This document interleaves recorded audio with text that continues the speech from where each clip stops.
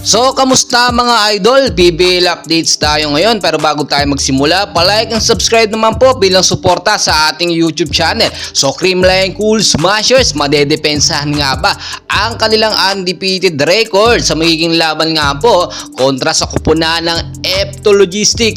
Well guys, isa ito at pinaka-inaabangan natin na laban dito sa PBL. Swag day na nga at nakita nyo naman, sigurado na babaguhin na ni Coach Sherm Meneses ang kanyang strategy, no? Which is talagang nakita naman natin mas magiging effective kung maipapasok po sa starting 6 lineup. Ito nga pong si Tots Carlos at nakita nyo very effective naman talaga ni Tots Carlos at talagang pangmalakasan at pangmatinding kalaban.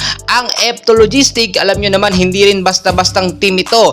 Malakas din po ito, matatangkad ng mga player at kayang-kayang makipagsabayan sa Creamline Cool Smashers. Sa mga naging laban nila previously, no, ay nakita naman natin na talagang kayang-kaya ng Epto makipagsabayan sa CCS, pero iba na po kasi ngayon, no, dahil nga po wala si Gia at si Sed Domingo, ay baka samantalahin nga po ito ng Epto Logistic. Ito nga po yung laban na sinasabi nating may gigil talaga dahil Gemma Galanza at IB Laksina magkakaharap nga po sa loob ng court. Swag day po ang mangyayari dito.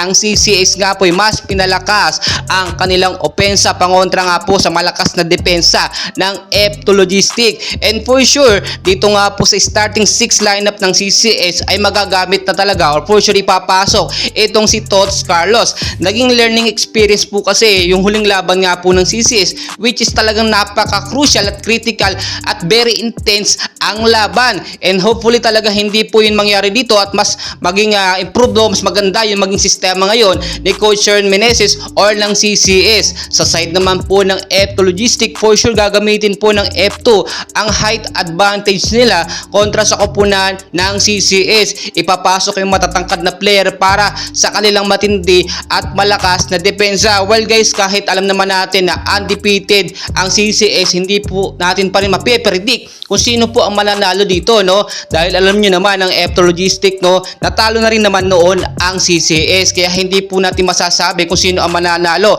Ang kaibahan lang po ngayon dahil wala nga po tayong Sed Domingo at Gia Morado, and for sure sasamantalahin po yan ng kupunan ng Epto Logistic. And for sure talagang dadagsain niya, napakaraming susuporta.